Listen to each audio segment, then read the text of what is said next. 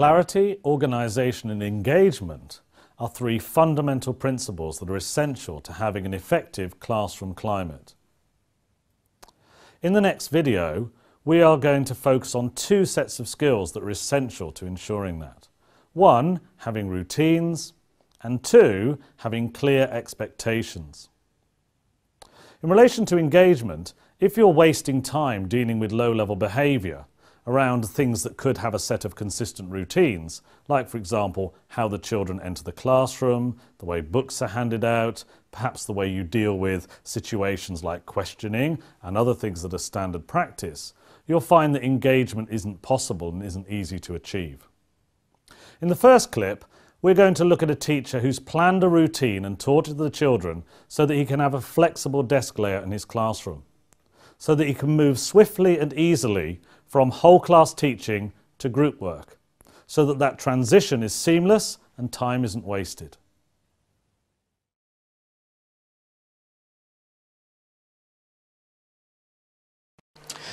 Thanks very much for coming in so sensibly and so quickly. We've got a lot to get through this lesson.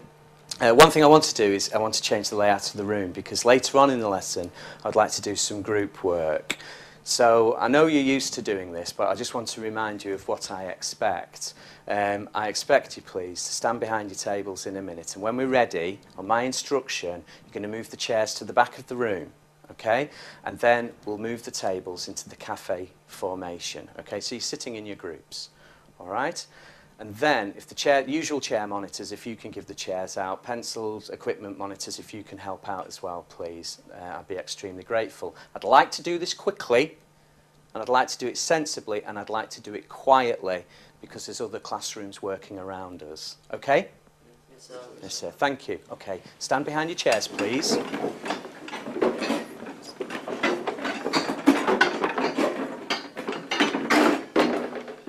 Let's see if you're ready to go. Excellent. Thank you. Let's get going. Put the chairs to the back, please.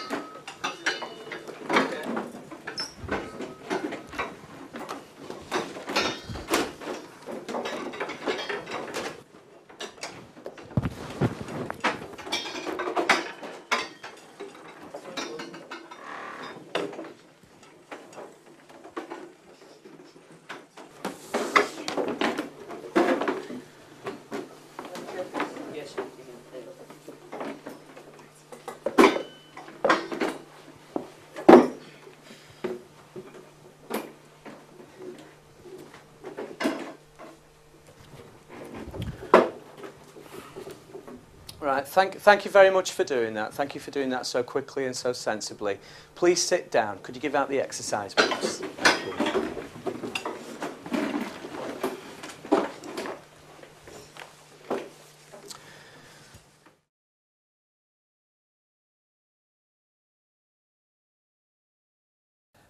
So Howell, I know you've got a number of routines that you are consistent about in your classroom. I'd like to ask you about some of those. So how about children entering the classroom, for example? I get the children to enter the classroom sensibly, quickly and quietly, so that we can begin work straight away. The children come in an orderly fashion, they stand behind their chairs, and when I'm satisfied that we're all in, we're all ready, then they can sit down.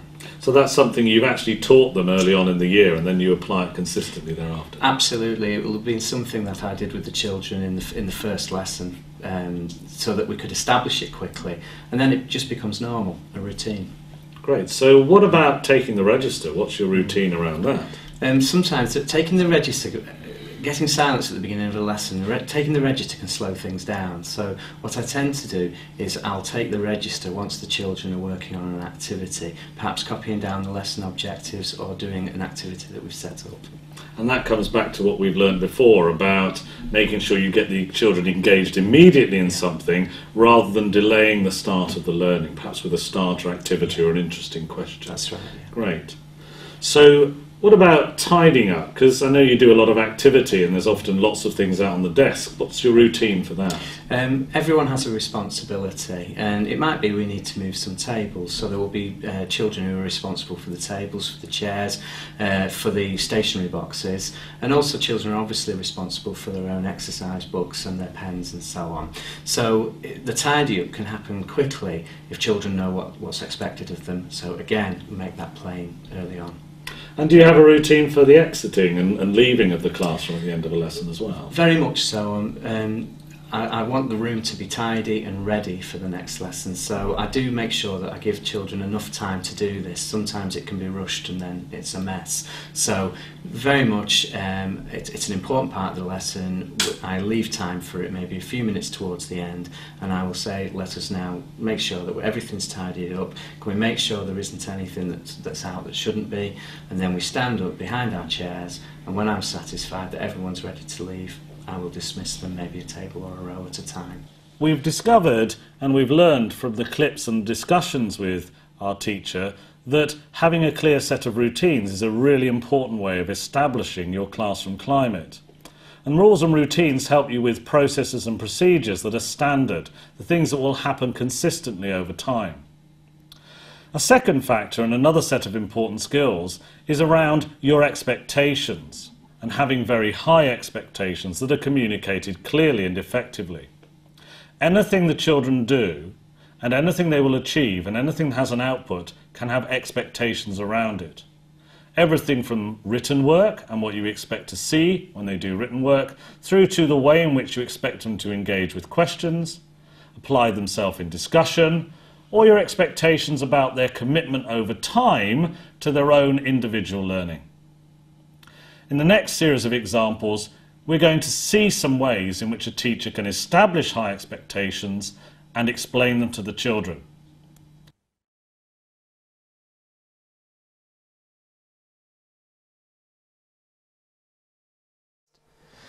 I'm going to ask you to prepare a presentation using those facts and using the knowledge that you have acquired over the last 4 or 5 lessons.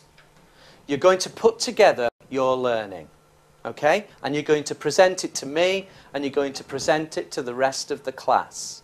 I'm going to give you not a lot of time to do this, but the majority of this lesson, okay? So we're going to do this presentation, and this is what I expect to see. I want to see positive group work. I know I shouldn't have to say that, but sometimes when I'm setting up group work, occasionally some groups don't work very well because they don't listen to each other, because they don't share with each other. So I want to see you doing that really well today. I expect it of you, so I look forward to seeing that. I want you to take the facts that I've shared with you, I want you to take those facts and I want you to do something with them. I don't really just want you to read out the things I've given you. I want you to embellish on the facts. I want you to say more. I want you to bring in what you've learned before, okay?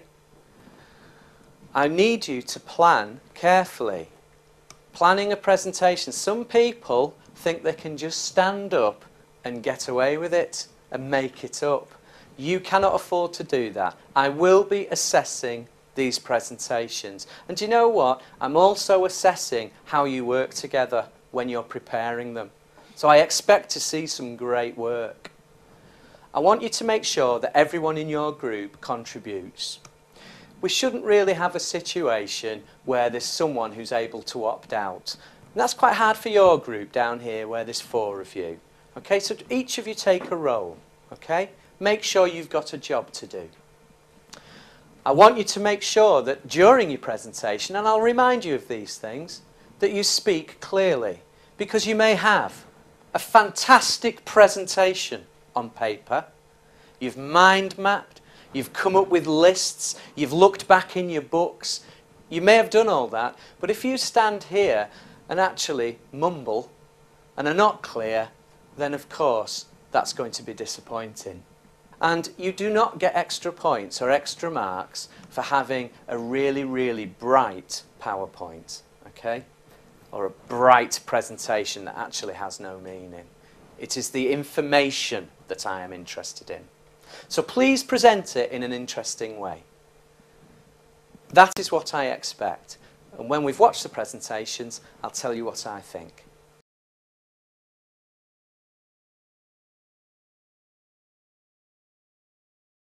So I can see how you were really clear explaining your expectations at the beginning. What's going to happen in the next clip? What are we going to see? You're going to see, after the presentations have taken place, I'm using my expectations essentially as a success criteria, and I'm going to feed back to the children from the point of view of whether they've managed to meet those expectations that I have of them. You'll see with the first group that they have done and they've surpassed them. And they were excellent, and in the second group they were a little bit disappointing, so I keep referring the children back to the expectations so they understand how important they are.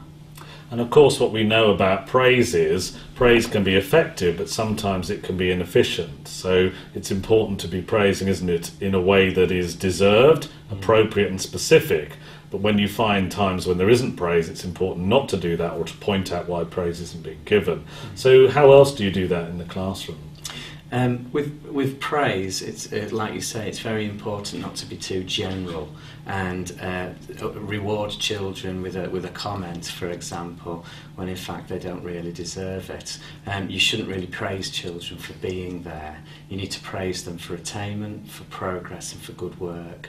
When I've used some, for example with homework, when I'm feeding back on homework to children, I will praise them if I've seen progress, and I will do that as a written comment. I will perhaps give them a sticker in their book as well as a grade, but they will see an honest reaction from myself to the work that they've handed in. Similarly, if the work is disappointing, then they won't get praise, but they will get understanding and supportive comments. But the onus of development and progress will be placed back on them because they have not met my expectations. And that's the end. Well done. Well done. That was very, very good. And at the start of the project, if you like, I did demonstrate to you what I wanted to see, and you've really shown that well. You've shown real positive group work, and that's what I expected you to do, but you have done it really well. Your group have come up, as other groups have as well today, you've come up with some really, really good ideas. You haven't just relied on what I've told you. You've developed what I've told you, and I'm very, very, well, I'm pleased with it, but also you've met my expectations and gone past them. You've also used the facts appropriately. I don't think you missed anything out, actually, in terms of those key dates. I think you got them all in. Obviously, you'd planned carefully. They'd planned carefully because you could tell it was fairly slick, that. It was, in the amount of time that you've had, you've been able to put that together well. And I was pleased to see that all of you contributed. I know that sometimes, you know, not all of you want to speak up and speak out, but you did, and you did it very clearly, which was the next expectation I had. I'm very pleased with that as well. I thought the illustrations that you got, I hadn't seen some of those pictures before that you got off the web. I hadn't seen those images before, and I'm the history teacher. I thought that was really great. That was really good in terms of making it interesting. And I know, I could tell looking around the room that your peers in the room, they were interested as well. And it was presented in an interesting way, particularly that last picture, which I've used on mine as well. And that picture is the King of the River Thames offering up diseases to the City of London. It's a lovely picture. So it's quite an apt one for you to choose at the end there. So in terms of my expectations, you really met them and you went beyond them as well today. So well done.